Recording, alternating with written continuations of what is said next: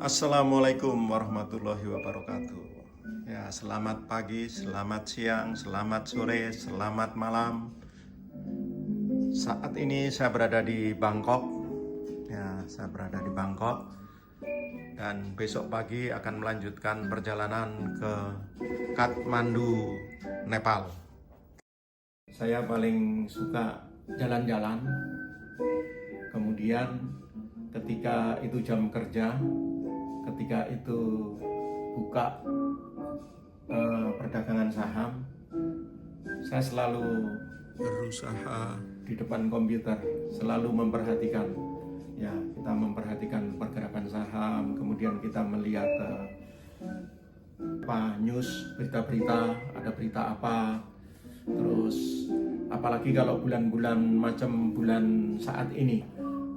Ini sekarang tanggal 6 Maret, di mana laporan keuangan sudah mulai keluar satu-satu. Itu wajib kita lihat. Jadi setiap ada laporan keuangan, kita pelajari perusahaan apa, terus bagaimana prospeknya. Jadi ketika kemudian kita mendapatkan perusahaan yang bagus, fundamentalnya bagus, katakanlah labanya meningkat, hutangnya menurun dan sebagainya, itu kita pertimbangkan untuk mengganti saham yang sudah ada. Jadi kita perbandingkan antara saham yang sudah kita pegang dengan saham baru yang kita anggap bagus. Kita bandingkan mana kira-kira yang berpotensi ke depan naik. Itu kalau terjadi ada saham yang bagus, ya terpaksa nanti kita switch, saham yang ada kita jual, kita belikan saham yang bagus. Ya, ini portofolio saham saya, nama-nama emiten yang saya pegang seperti ini.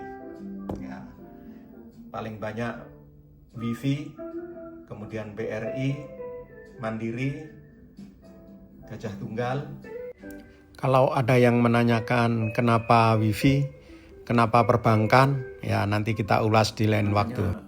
Kita wajib itu untuk memonitor, melihat laporan keuangan, melihat mencari berita-berita, karena di dalam saham ini banyak sekali potensi-potensi yang sangat bagus. Saya bermain saham sudah mulai tahun 2006.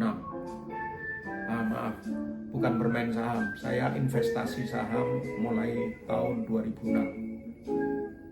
Karena konotasinya beda ya antara bermain saham dengan investasi saham. Bermain saham itu identik dengan trading. Ya, jadi kalau namanya trading itu hari-hari jual beli tanpa melihat fundamental perusahaan. Saya lebih berfokus ke fundamental perusahaan. Selain itu kita juga membaca berita-berita.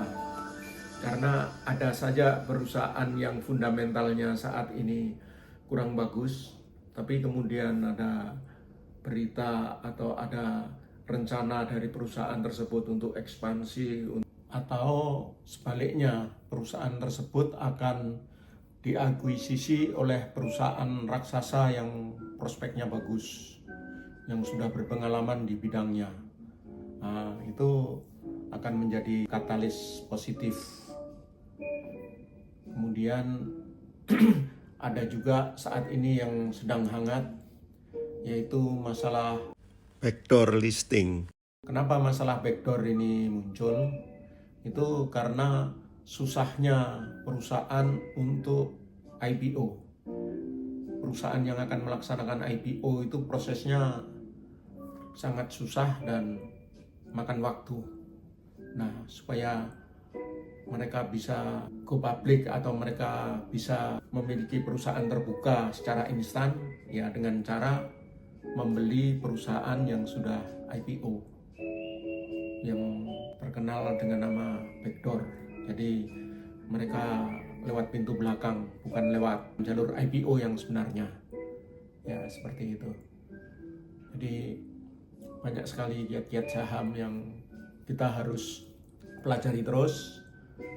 Kita harus rajin baca, kita harus ya pokoknya harus dimonitor terus saham gitu.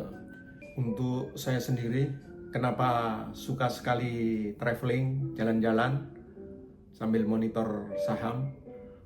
Bagi pribadi saya merasa ada dua keuntungan. Yang pertama, kita traveling, menghibur hati. Ya, sementara yang kedua, kita jadi lebih fokus dengan hati yang fresh, kemudian tanpa ada gangguan, lebih fokus jadinya. Ya, hari ini hari yang menyenangkan, kebanyakan hijau, portofolio hijau, kemarin hijau, tapi kemarinnya itu yang dibanting, yang turun dalam. Nah, ini sudah recover, sudah bagus. Harapan saya dan mungkin juga harapan kebanyakan teman-teman, semoga perbankan ini menjadi pulih. Ya tentunya bukan hanya perbankan ya, tapi IHSG pada umumnya. Karena asing membuang banyak sekali saham pada akhir-akhir ini. Asing jualan terus sehingga harga saham berguguran, terutama perbankan. Ya mudah-mudahan sekarang menjadi titik balik kenaikan saham kita. Sekian dulu dan terima kasih.